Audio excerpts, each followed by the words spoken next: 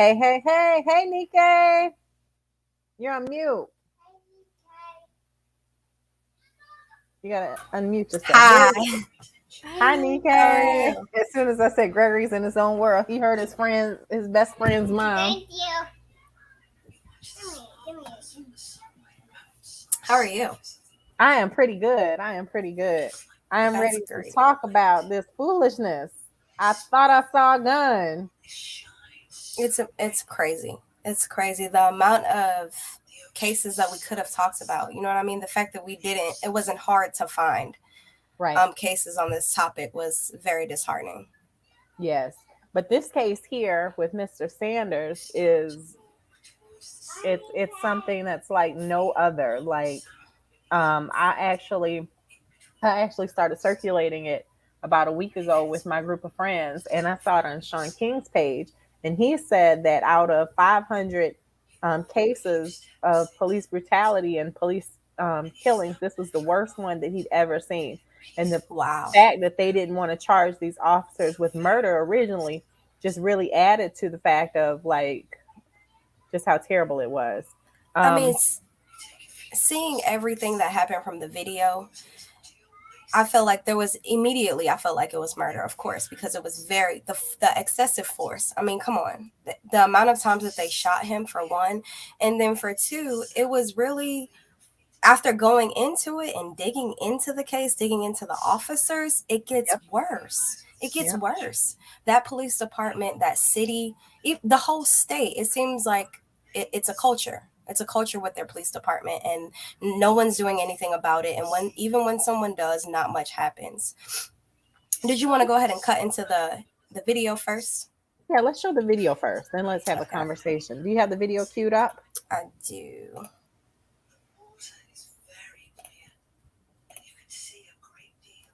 Yeah, this is so. I just want to warn people before you see this video.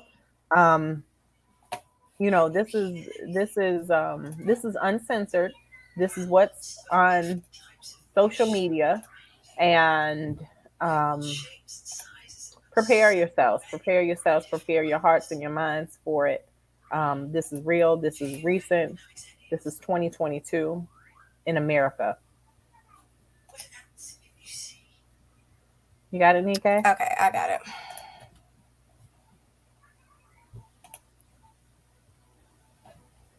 Hold on. It started. I see it start. Got it. Oh, there's no audio. Hold on. We're going to replay it so that you can see it with the audio. Let me see. Okay, here we go. You have the audio connected? Oh, maybe this doesn't have audio. I can hear it.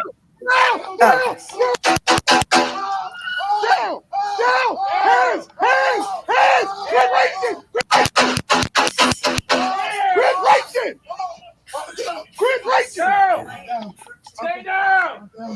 Roll over! I'm down. Roll over on your stomach! Stomach!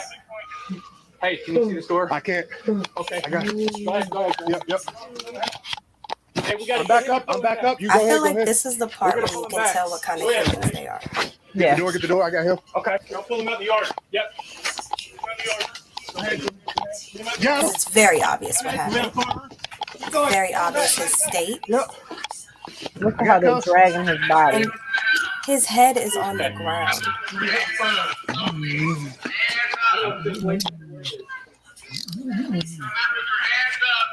No, they knew that this was a real gun. Nico, you got him? Yep, I got him. Okay, you first there. Sir, you in the house? They handcuffed him. Police! If you're in here, come outside! Hands up. Come out slowly. I'm a police officer. Lawton, Oklahoma. Okay, so what everyone just saw was it was the heart-wrenching video of Quandre Sanders being murdered by Lawton County Police Department. The specific officers are both Nathan Ronan, who is a Caucasian officer, and then Robert Hinkle is a African American police officer. And I'll go ahead to the facts Okay. in the slide. All right. You got it? Or you want me to pull it in? Yeah, you can pull it in. All right. 'Cause I can't. Okay, great. So yeah, just in short, LPD responded to a call for a protective order violation. Apparently, there was some drama going on at the household, and someone called the cops saying that there was a man inside with a firearm. Both of these particular officers had responded to this house previously. Earlier that month, they had responded to a domestic violence call and then another call with someone with possession of a firearm. So they were familiar with the residents. So Quadri appeared from the house, as you can see in the video. Hold on, real quick. So were they familiar with the residents, or were they also familiar with the people who lived inside of the residence? Right, that's what they're saying. They responded multiple times. Robert actually responded 10 days before this actually happened. He responded to the residents. He was able to they were able to calm down. Everything got dissolved and they left. Nothing happened upon this time. So I just think that kind of gives you an afterthought, right? So that means you already had like a preconceived notion about what was kind of going on in this house, the kind of people that are in there. You have, some type of perception of what's going on, right? So so they come to the house, as you can see, when they come out. So there was a little bit of a standoff. He was inside for a very long time before he finally came outside. Okay, so he comes outside. He clearly has something in his hand, right? A baseball cap. Has something in his hand. It's a baseball cap. It doesn't look like a firearm. It doesn't resemble a firearm. I've never personally mistaken a baseball cap for a firearm or anything dangerous. But, I'm not a cop, so. No, they're mistaking Skittles for firearms these days. So, you never know what can be mistaken for a firearm. Right. So the officers claimed that he had a firearm, which is why they shot at him initially the first time. If you can hear in the video, they say, "Put your hands in the air." He immediately comes out of the residence with his hands raised. Yeah. He reaches, and he actually exchanged the hat from one hand to another. That's all he did. He turned around, he exchanged the hat from one hand to another. They said that they knew that it was a firearm in the residence, so they thought that he turned around to reach for it. And then when he turned back around, they shot at him. Now, the original shots that you heard, that was 7 shots. He rang off 7 shots initially off the rip. You know what I mean? And that's excessive. Definitely excessive. That's not a warning. That's not a calm down. That's not a back away. That's I'm going to kill you. Yeah. Or at least that's my effort. You know what I mean? That's what I'm putting effort towards. So. And then you got to think about the fact that this man had his hands raised. Even if he had his baseball cap down by his shoulder, by his waist, his hands were raised in the air with the baseball cap in it, right? So if they said, "We thought he was a threat," you have guns on him. Why not ask him to lay down, get down right then before you start shooting at him? It makes no sense. It makes no sense. And then for the fact that he was on the ground, already shot 5 times, right? They shot 7 rounds at him the first time, only 5 hit. Okay.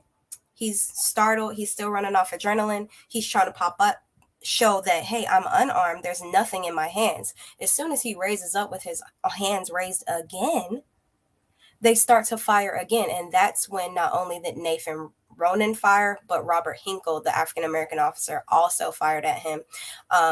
And he died, and they dragged his body across that concrete.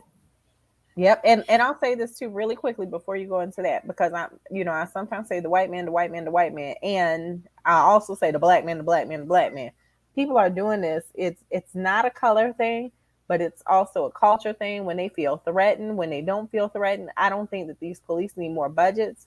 And I just want to throw that in there because Biden just gave $1 trillion to the police and did not put any funding back into the COVID relief efforts, but he gave $1 trillion into the budget for the police to have more funding because of everything going on in society. And this is a clear case of where the police don't need more training. They don't need more funding. They just need to be more human and do the right thing. I think when they know the power that they have. That's obvious. We all know the power that they have, right? But I think it's the systemic racism behind it. They know that, it's not. I don't think that they're thinking, oh, this is a black guy. No, not on site. They're not thinking, oh, this is a big black guy, I'm scared. No, but as soon as they get that call and they know, their minds start to race about what black people do, how we act, what usually happens. All of those things are steadily repeated. I hear, even in watching these YouTube videos of this and reading the comments, it's not just the police. There's And a whole it's not culture just of white people. people. Exactly. There's Whole a whole culture of culture people of people afraid. who when people die, their first question is, but what did he do? Right. And I'm trying to figure out, how many things can one do that actually warrant death? Right. You know what I mean? Like, that doesn't make sense to me. It doesn't make sense. And it, like you said, it's inhumane. But to the facts, just to point out, he was pronounced dead about 20 minutes later at a local hospital. And eventually, the Comanche County DA's office determined that the shooting was unjustified, and the officers were later fired and charged with first-degree manslaughter, which sounds like a victory, right? No, not Sounds like manslaughter. justice is going to be served, but obviously not. Mm-mm. Because, for one, Nathan Ronan now has, we don't know how many bodies on his hands. Because as we continue the episode, we'll talk about the other young man that he shot and killed in cold blood. And my question to law enforcement is, what is the protocol for when you see a gun? What is the protocol for body cams? What is the protocol for when you see the gun? What is the protocol for calling for backup? What is the protocol for not pulling a trigger? Right. There has to be steps before this. There has to be steps before pulling the trigger, not once, but however many times it takes to kill somebody and shoot them 12 times. You know what I mean? Like 7 times, 18 times. This is way too much. This is beyond excessive. It doesn't Right. make sense. And for you to already have the power, you already have the power. You came with the power. You're the superhero. You're the one that's supposed to come and save the day. So you already have all the power. So there's no need to then murder people. Overkill and murder. Yep. But they're not being charged with murder. They're being charged with manslaughter. They're getting a slap on the wrist. And they had to fight for them to be charged with manslaughter. And this is clearly an act of, murder. Murder, because if it was any one of us, if I was at my friend's house and, I had a firearm and I got really angry, and no matter how much they provoked me, a judge is never going to say, you know what? You thought they had a gun, so I understand. Right. You thought that that you had a taser in your hand. You thought you had a wooden spoon instead of a gun. So I'm going to, brush you off and you can go home tonight and sleep with your family. Meanwhile, there's a whole family of people, multiple hundreds of families who will not see their loved one because they get a simple slap on the wrist. And that's why it continues to happen. Right. I agree.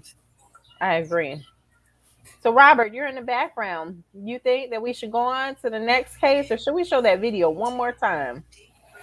Let's go. I think we need to show that video one more time so that people really get the impact of this man's death. Just a second. Because this is fresh. This is your next Ahmaud Arbery. This is your next Rayshard Brooks. This is fresh. Even Mike Brown. It's almost the exact same incident. He had his hands in the air twice. And the shots rang off twice, not by one officer, but 2. Mm-hmm. So that goes to show that it's the culture. It's the mindset. It's not just, a one-off. Yep. Your next, Jimmy Atchison. Make sure Mr. Hill hears me saying his son's name, who was shot in the eye by police with a T-shirt and boxer shorts when they said they thought he was a threat. Hands! Down! You can see it. I can see there's a hat from here. Down! Hands! See right there. Right there, Chantay. Right there. What could he have done? How was he still a threat? Quit reaching! Right here. How was he still a threat? Why is your gun still raised? Why are you still a threat? Roll over on your stomach. Why aren't you calling for medical help? Stomach! Because obviously he's been shot and Hey, he's can you going to need I help. can't. Okay. I got it. Go ahead. Yep. And is that a Hey, we gotta taser? Back up. Do you I'm hear back it? up. You go ahead. Go What's ahead. that there? We're gonna pull Or him back. what is that Go noise? ahead. Get the door. Get the door. I got him. Okay. I'll pull him out in the yard. Yep. Pull him out the yard. Go ahead. Look at Got him. this. They dragged him. For absolutely no reason. Because if you insist cuffs. on arresting him, you could have done it over there, and you could have maintained his That is blood, and they dragged him. lifeless. Nico, you got him? Yep, I got him. Okay, you first there. Insanity. And they always Robert say, wants to know why. Why is this an issue? The reason why it's an issue is this is recent. This is in the last month. this is super recent, and well, the release of the body cam footage is definitely super recent. It was in April. The body camera footage was released in April, and he as soon as they said, you know what I'm saying, put your hands in the air, he immediately responded. Mm-hmm.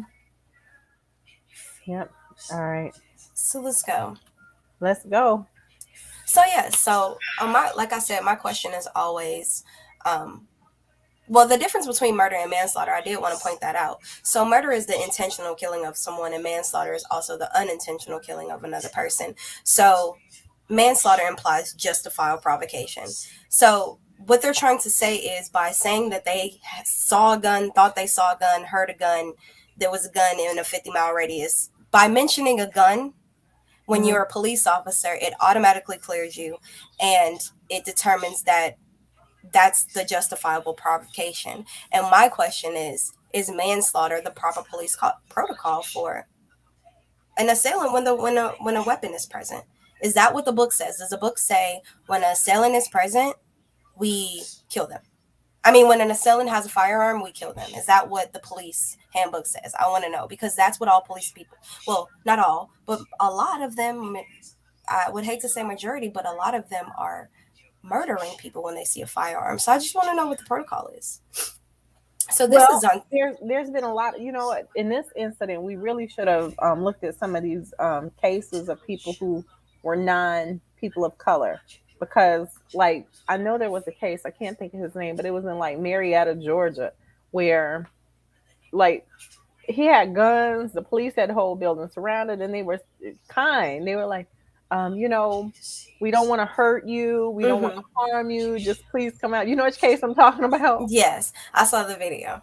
Yeah. And they made a big stink of, everybody made a big stink about it, because it's just the unfairness in it, which makes it nothing just. There's nothing just for us.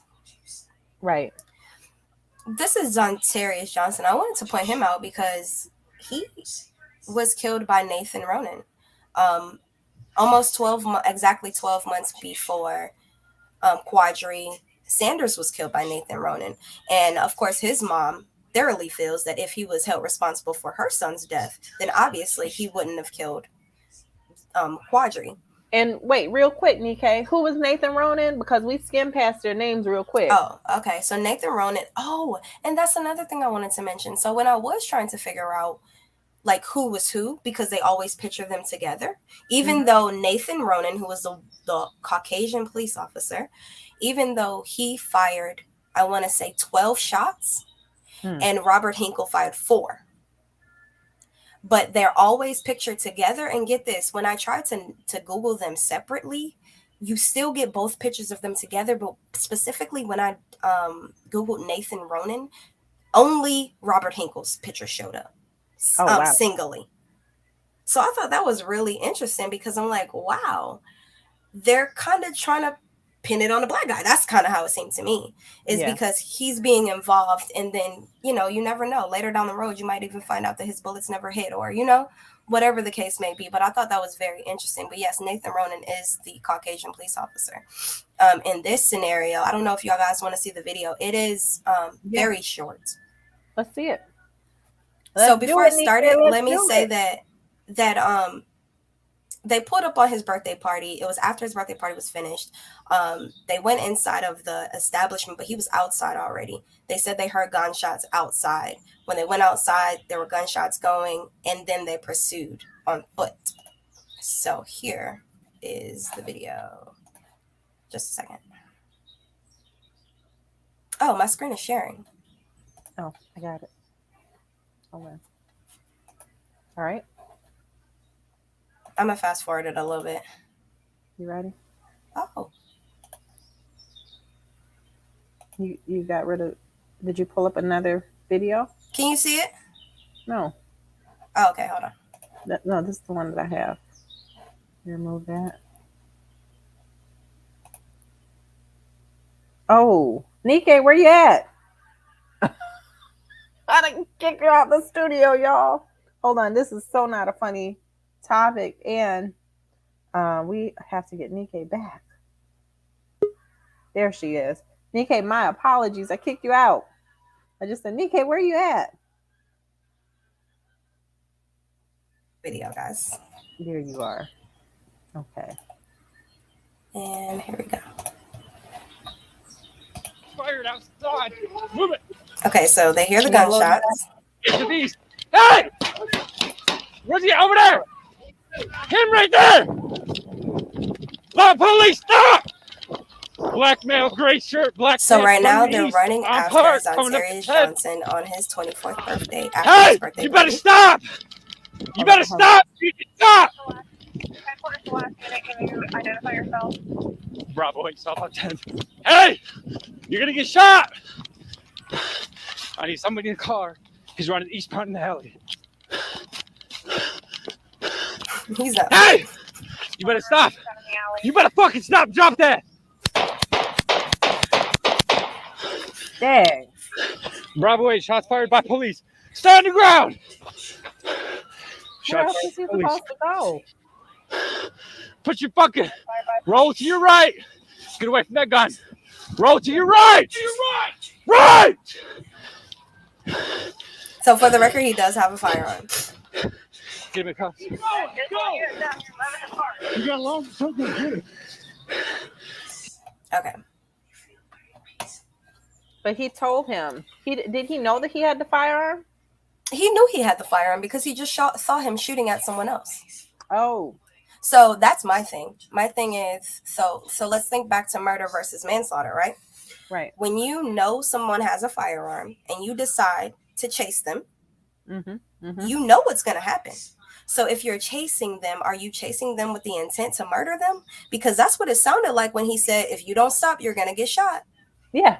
He didn't pull out the taser. He didn't pull out a baton. He said that he was going to shoot him. He said, if you don't stop, And he didn't you're just going to shoot get him shot. once. It's not like he shot him in the leg or in the arm. He shot kill shots. Three, I believe it was 3 bullets in his chest, 1 in his leg and 1 in his foot. Yeah. Crazy. Too much. Always too much. And then for him to be the exact same officer that used excessive force and the split second decisioning, that's how he got off at the first time. They determined that the shooting was justifiable because they actually found a firearm. In a right to carry state, right? Yes, they found a firearm, and that's why they said that he had the right to shoot.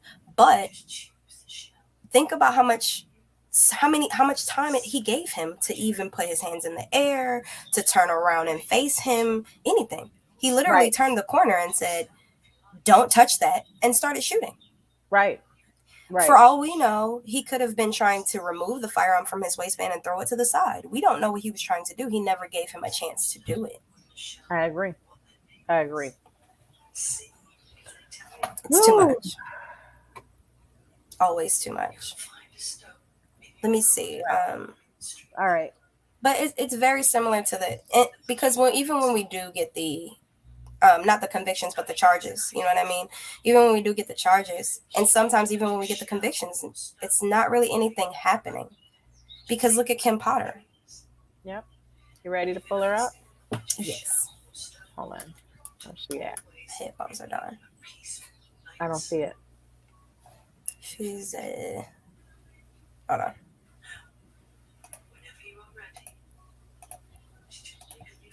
I got you.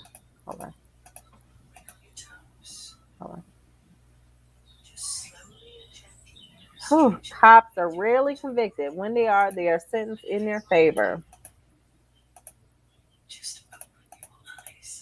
Oh, I was talking. Oh, yeah, Dante Wright. So yes, so Kim Potter is the officer who took the life of Dante Wright by mistake. She was very adamant that she didn't realize that she grabbed her taser, because after being a police officer for 25 years, sometimes it's really hard to remember what your dominant hand is. It's really hard to remember, what side your gun is on, even though you do it every single day for 25 years. Right. Sometimes you forget, when you're in the heat of the moment, because you're rarely in the heat of the moment, I guess. So, your adrenaline starts to run and you forget that you have a gun. I don't know. But And she wait, had let me the say this real quick too. We're talking about different cases of police brutality, like wrongful police shootings. However, we are not against the police. Just to throw no, that disclaimer out, there are I good believe they have people their and bad reasoning and people their purpose. everywhere, and there are some who do their job, and when you do your job, then we can respect that. And when you do things like this, then we're going to talk about it because this is a lack of justice, especially as it pertains to our community. Like, how could she think that a taser was, or think that a gun was a taser? She held the gun in her hand for a good little while before she actually shot him. So that's why I don't buy it. Even though she was saying, can you still hear me? Yeah, we Yeah. can hear you just fine, Nique. Um, I'm sorry, but almost it was just even though she was saying taser, taser when she was shooting him, I just find it hard to believe because like you didn't look like Right. it. I don't know, but so yeah, that's what happened. He got pulled over for I think his tags were his registration was expired, and he had a warrant from a previous um, situation, and they said that they were going to arrest him. The whole time, his mom was on the phone, his girlfriend was in the car, um, and when they were trying to arrest him, he started to resist, and he jumped back in the vehicle. Upon him jumping back in the vehicle, Kim Porter was standing next to the arresting officer. She pulled her firearm. She was repeatedly saying, "Taser, taser, taser." However, she shot him, Mhm. and he pulled off. I'm assuming off of adrenaline because and seconds later, he was pronounced dead. I mean, he was found to be not pronounced, but found to be deceased. Do you have the video for it, And Nique? this was the case when it was got super emotional because the mom was like on FaceTime with the girlfriend, and the Hmm. girlfriend just like turned the phone around and showed her son's body. It was just I couldn't imagine. Yeah. This is Kim Porter. Did you want me to run that Dante Yes. video? Yep. Yep. Okay. We want people to see what it looks like when we're talking about these cases of these unjust cases, instead of just taking our words for it. Because when I talk to my Caucasian friends, they're like, "Why are you always talking about black stuff? It's not that bad." Or now I have black friends who are like, Still "Why are undershare. y'all even celebrating Juneteenth?" Oh, okay, never mind. You got it.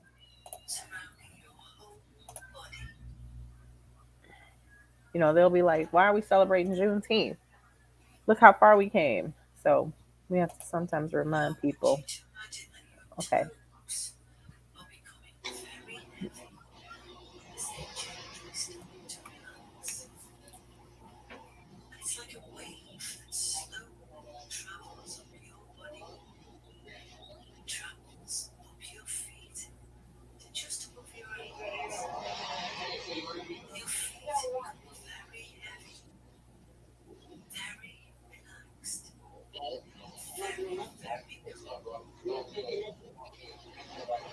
Can you turn the volume up any?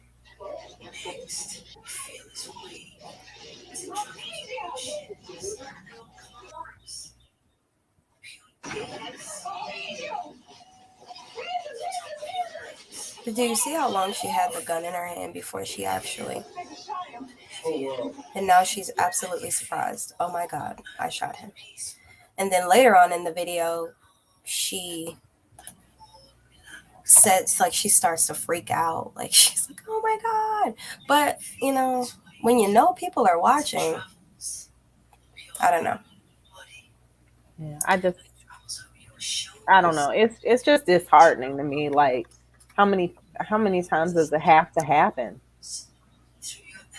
It's upsetting for sure. And then for that defense to win, like she got a jury trial. The Hmm. jury convicted her. The jury said she was guilty. And for the judge to lessen her sentence to the point where she's only serving, I think it's 16 months in jail. Hmm. And then Hmm. she'll get like 18 months on probation. That's something that for the record, that's something that black people get for just like missing traffic court. Hmm. That's something that black people get before they before they get indicted. When you just Before they get a trial. yeah, when you just sit in jail. Before they even get to see a judge. That's what black people have up against them. And she murdered someone on video by mistake. Because even if I back to me, if I murdered somebody by mistake, and I was like, oh my God, I thought I had a knife, or I thought I had a Yep. Or something. Matthew Baker Jr., who we were discussing earlier on, and you weren't here, but we were discussing Matthew Baker Jr., how he's been sitting in jail for 6 years. And the person that pulled the trigger said he had nothing to do with it, but he's facing murder. He's facing the death penalty. And he's been in jail, not prison, jail. He has 30 pending felonies. So you have a police officer who knows the law, who knows what's right, and jury trial, and they're sitting here saying she's guilty. Yeah, Hold her to account. But instead of holding her to account, we have a judge who's saying, it's okay. slap her on the hand. It's It's okay. okay. 16 She's months. fine. Yeah. She's fine. It's insane. It's basically telling us that not only do we not care, we're not going to uphold our end of the bargain. We're not going to, because even if you sit here in front of this jury of your peers, and the jury of your peers just so happens to go in your favor, the judge still has the power to say, you know what, she's a cop, so she'll be Right. fine. And that's not fair. And that's what they know. They know that, which is why they don't think twice before they shoot someone. They don't have to, And is because the they know jury the of her judge is peers? going to think twice. Yeah, and is the jury of her peers former police officers? Like when we start talking about jury of our peers, what does that look like? It's insane. It's crazy. Philando Castile is this is a former case too, much older than the other ones, but I just wanted to throw back and just remind everybody of how this kind of went, and why a conviction sometimes isn't enough. I mean, why charges aren't enough, and why the convictions sometimes, his killer actually got acquitted. I'm not going to show his video. I can't watch it. It's a lot. But his girlfriend's daughter was in the car. And the reason why, another reason why I brought this up, is because even if you don't get charged with the murder, the recklessness of firing a firearm 7 times into a vehicle with a toddler, that's okay. Yeah, and that toddler's forever traumatized. So this is it. This is what we mean by, this is why we feel like the I thought I saw a gun is unjust. It's unjust. It's an unjust offense. It wouldn't work for a regular person. And we feel like it definitely should not work for the police department. And that's one thing that I didn't really think about. Like, you are the ones who know the law. Like, you know the law more than the next guy. And you're the ones that continuously get a slap on the wrist. And when you go to traffic court, they tell you ignorance of the law is not whatever they say about not breaking it. Oh, ignorance of the law is not a defense. It's not a defense. So I feel like ignorance of what you have in your hand can't possibly be a defense. So Nique, I know you said you don't want to show this video. Is it that bad? Because I've never seen the video, and I've never heard of this case. Actually, really? Okay, never now we heard have of to this show case. the video. Let me find it for you just a second. And I might not. Can someone else chime in if they've heard of this case? Because it can't just be me. Okay, hold on. I'm gonna show you the video because I know I can find it real quick. Hold on. Yeah. But what does it say? When asked for his ID and registration, he informed the officer, Geronimo Yanez, that he was licensed to carry and in possession of a firearm. So, like Sandra Bland, he informed them, he let them know. Once informed, the officer immediately became excited, repeatedly commanding Phil not to reach for the firearm. Go ahead. I'm still finding the video. He attempted to inform the officer that he was reaching for the ID and registration requested, not the firearm. Him and his girlfriend were both yelling that he's not reaching for the firearm. He's not reaching for the gun. When he proceeded, well, Yanez proceeded to fire 7 close-range shots into the vehicle, ultimately killing him in front of his girlfriend and daughter. Um, Yanez was charged with second-degree manslaughter and 2 counts of dangerous discharge of a firearm, and later acquitted of all charges by a jury trial. Prada, we are so grateful for you chiming in, because I have to promise you, everyone talked about me the other day saying I needed to phone a friend because the show was boring. Y'all know it was starting to get good and boring with me being here by myself. So I'm glad that Nique was a yes to co-hosting. You know, these are some serious topics, and you know, I'm grateful that you are co-hosting, because and we might find a third person to join us, because there are more cases than there are us, and we have to bring light to these situations. Okay, I think. Oh, this is the live stream from his girlfriend. Okay, they have the live stream from his girlfriend. That's what I saw. Okay, Well, I've let's seen go with both, it. but that's the heart wrenching. I'm queuing it. All right. Just a second. Uh, got to stop screen share. Yep. Here we go. Can you blow it up? Reveals he has a gun, which he had a license to carry. About 40 seconds after Can you approaching hear? the car, Uh-huh. Officer Geronimo Yanez opens fire. Sir, I have to tell you, I do have a firearm on me. Don't reach for it then. Don't pull it out. Don't pull it out. You see Fired a that? total of 7 rounds into the car. But what's not seen in Oh, either this is video both. is what Castile was actually reaching for. Officer Yanez's defense team says he feared Castile was reaching for that gun. I told him not to reach for it, and then he kept it right there, and I told him to take his hands off of it, and then he had his grip a lot wider than a wallet. Last week, a jury acquitted Yanez That on man said charges he of had his grip manslaughter, a lot wider and 2 than a counts wallet. of endangering Castile's girlfriend and her young child, who was in the back seat at the time of the shooting. The verdict left a community reeling. This is How do I not know about? When was this? Was I incarcerated when this happened? You could What have year was been. this? 2019? This 2018? is. I don't think I had a date on it. I'm about to Because look. it seems like I would have heard of this. Let me see. You can continue on if you'd like. But yeah, Philando Oh Castile. yeah, it was 2016. I was incarcerated. Yeah, this was a really harsh one because this guy was a pillar in his community. Really? He was the cafeteria worker at the local school. He like read to the kids. He did everybody loved him. Mike Kelly. Everybody loved him. He didn't have a criminal record. He didn't have a firearm. He didn't, it wasn't one of those token cases of, oh, this was a bad person that a bad thing happened to. It wasn't that at all. So I think that's what made his case very, and the video. If you get to see the whole live stream, definitely go watch it. His girlfriend immediately started live streaming right after they shot. So she was frantic. You got to see him right next to her, hole in head. It's very, yeah. And then they pulled the 4-year-old out of the car shortly after the shooting stopped, and it was very heart wrenching. You get to see how long he sat there when they applied medical attention, all of that, and it was terrible. Everybody's like, it couldn't have been Phil. That's what it was. Like his teachers, his principals, everybody came forward. I mean, at the school, came forward and was speaking on his behalf, just saying that, he was a great guy. So he probably was reaching for his wallet, but we would never know because they never give you a chance. It's just a couple more seconds. You know, a couple more seconds can change the whole trajectory of these entire situations. Yeah.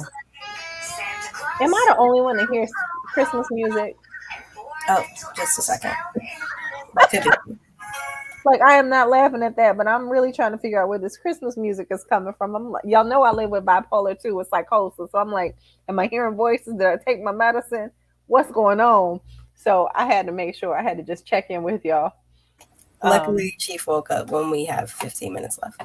Oh yeah, I get it. I get it. So this is the life of two single moms who really want to bring justice to the unjust. You see Gregory in the background, Chief is in the background, and they're best friends. So, They're inseparable and adorable. hmm so yeah, I don't know. I just think that there has to come a time in which there's a different dialogue. I don't know if we can tell the story different. Not saying in this conversation, but um, what does it even look like to have a different narrative other than hearing of another person of color being murdered? And I know that people who are non African American, non brown people get murdered as well. Um, but like, I just don't understand. Like, thanks, Mike Kelly. See, The this is rates Asian are made unproportionate. keep bringing up these cases. So thanks, Mike Kelly. We appreciate that support. Because a lot of times when you say these things, people act as if um, people act as if we're being racist to identify the lack of justice. Is it the fact that they're afraid of a slave uprising? Like, what is it? Is it no? I mean, I'm being serious here. Is it when you pull over a black man because he might be 6'2" and you might be 5'10"? You're now afraid of this big black burly guy, and half of these people who are getting murdered, they're not. That's not even their image, and And that's not that MO. And and I think that it's often presented that, and I often pose myself the question, like, is it when bad things happen to bad people, quote unquote, like, it, I think it's so unfair to bring up their criminal history or whatever they were doing when this happens, because usually it doesn't really have anything to do with how it happened, because now we're able to see that no matter if you're complying or not, there's a chance. well, I think when we bring up their past, we also are we should be held just as heinous, like we should be looked at just as being just as heinous as the people who have murdered these people. And that's because if we're bringing up their past, we're not allowing them to live in the present. And we are sitting there, and it's almost like double jeopardy. We're charging them twice for a crime that they committed forever ago. And with some of these people, they committed these crimes when they were like 17 and 18 and 19 and 20. If I look back to all the stupid stuff that I did when I was 19 and 20, oh my God. So it's like, how do we move forward? Like, Amina says, do we need a different dialogue or a different audience? I don't know if it's either one. How do we have people look at us different and not look at us as the threat just because of the color of our skin? If I have a gun or if you have a gun, like, what makes us so threatening? Like, there's so many, right? Like with this open carry law where you can walk around with a firearm on your hip. And when you're walking around with this firearm on your hip, now, if the police pull you over, it's like, oh, I see a gun. Pow, pow, pow, pow, pow. But it's the law. You can carry this. Right. You have the right to carry. So it's like, how do we move past that conversation, Nique? I think, like I said, I think it's the protocols. I think we have to look back at the protocols. Like, what are we really being taught? What are they really being taught? Like, what are you actually supposed to do? Because when I think when this stuff happens, they're always like, well, the police and the community relations. When people are not policing their own neighborhood, I don't think that's the problem. I don't think that it's a problem. No, I think that is the problem. We are not policing our own communities. Like, I prefer. I told somebody, like, I prefer to live in black neighborhoods as an adult. And I remember growing up, and I asked my mom, "Mom, you're a single mom. Why don't we live in a project?" She was like, "Why don't we what?" and I don't live in the projects, but I prefer black neighborhoods. And when I talk to my white friends and they say things like Alpharetta or Johns Creek or Buckhead, I said I consider Buckhead to be a sketchy neighborhood because when I'm in Buckhead, my first apartment was in Buckhead, and it didn't stop 6 police officers for pulling me over and yanking my black ass out the car, for no reason, and putting a baton up to my roommate's throat while we were in college. So I say all of that, but it's like when we are talking about a sketchy neighborhood or a sketchy situation or the dialogues or all of that, like how do we stop this? Like Mike said, black men need to put their hands on the dashing. Don't move until a supervisor arrives. These shootings are out of control. That's true, but guess what? Mike? That's not accurate. How like when I get pulled over as a black person, I put my hands out the window. Like I don't care. Like I'll stop a police officer for traffic directions, and I'm like, "Excuse me, officer, I'm lost, and my GPS ain't working. Can you help me?" My hands need to go out the window. I don't want them to think I'm a threat at all because there's been so many cases of people putting their hands on the dashboard or raising their hands in the car, and they still end up being brutally murdered. So how do we even get to the point of not being a threat, not feeling like a threat, and not being looked upon as a threat? How do we move that conversation forward? That's a lot. I think these beliefs themselves come from the beliefs we have about ourselves, the Mm-hmm. beliefs of other races and ethnicities have about themselves, and the beliefs that we have about each other. You know what Right. I'm saying? This goes so far back. That's why I say that for one, it's just I think it's about humanity. Like that sounds very basic, but no matter what neighborhood you're policing, I think anybody deserves that extra 5 seconds of benefit of the doubt to where let me not kill you too soon. You know what I mean? I mean it sounds like I'm being cynical about it, but at the same time that's what it is. Like you can just wait a couple seconds and Mm-hmm. give somebody the benefit of the doubt because you know what? They're a person. They're a human. And because they are, and because you are, you should be able to give them the common courtesy to say, okay, I don't know what you're going to do next, but I think you deserve to at least think about it before I retaliate to what I thought that you were going to do. I think the fact that they're trying to predict our movements based on what other people have done or what they've been through, I think the fact that that police officer that we're often judged based on other people. You know what I'm Right. saying? There's a Right. prejudgment. Like all black people aren't the same, just like all white people aren't the same, just like all police officers aren't the same. So I don't think we should be treated as such. And I think that's really what's happening is that we're being prejudged. They're trying to predict our movements based on what we look like, and it's just inaccurate. Yeah, Nique, you might need to grab Chief because he is not having it. Where's Chiefy at? Because look at Gregory. Here comes Gregory. He hears Chief, so I think that makes him think it's okay for him to be on camera. But like what she was saying is the truth. Like as like what she was saying was the truth. When it comes to um, us policing ourselves, though, that's where I was going with the conversation about living in Buckhead and Buckhead being considered to be like a sketchy neighborhood for me. We have to start doing better. Like there was a huge fight. Some teenagers were fighting outside of my apartment the other day, and the whole parking lot was covered with teenagers. And there were like 2 adults that stepped outside. And go sit down, Gregory. And when they stepped outside, they ended up, he wanted to see if his friend was on camera. When they stepped outside, they ended up breaking up the fight and no police were called. That is called community policing. When the Yes. community steps in, and I was just on the Rabble and they asked, were you in that fight? But guess what? I was in a lot of fights when the community stepped in. Not saying I never sat down there juvenile, like praying not to go down the road, taking an anger management class or something. But when the community steps in, that's what stops a lot of the things from happening. When the community steps in, when you are acting out, when your mother's at work as a single parent, she knows what's going on in her household. That's when the community steps in. That's like it's like it takes a village. It's like we have to return to some of the principles of yesterday. We have to return to when we worked together as a community. We have to return to when we actually cared about each other and gave a damn. because it's like we become so cynical and resigned.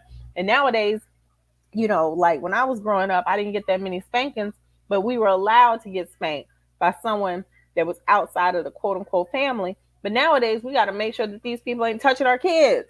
So it's like we can't even give that kind of permission to come in and help inside of the household. And when we get these kids who, like in these cases where these weren't bad kids, like even if the police were called a couple of times, like, does anyone deserve to be murdered in the way that Mr. Sanders was murdered?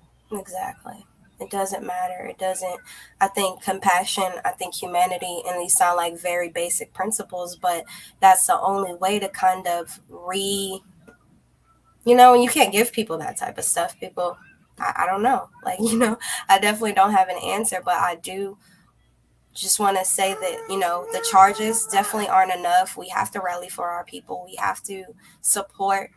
We have to fight for justice. And we also have to address police protocols and the things that they do wrong and make sure that they're held accountable. Yep. And I'm just going to say this to wrap it up. I have someone, there's a protester. Her name is Queen Portia Miller. And I'm just going to acknowledge her on this show right now because we fell out over something petty. I don't even remember what it was. It was petty. It was real petty, whatever it was. But she said something that was very profound. She said, either we're going to fight each other or we're going to fight the system. And I feel like as people of color, we have to, not even as people as color, as people, as human beings, black, white, pink, purple, polka dot, we have to take on that as our mindset. Either we're going to fight each other or we're going to fight the system, and we're going to fight for change. And when we start fighting for change, that's when protocol ends up being changed. That's when public policy ends up being changed and implemented. That's when these prehistoric laws before the dinosaurs existed start being changed. And that's when this Bible Belt shifts, as well as the United States of America. So power to all people. I hope y'all have a great week. And Nique, it's been great being on the show with you tonight. Thank you, everyone, for tuning in. And Chiefy and Gregory and our engineers for making sure that we stayed on track. And we will see y'all next week. This has been Unjust.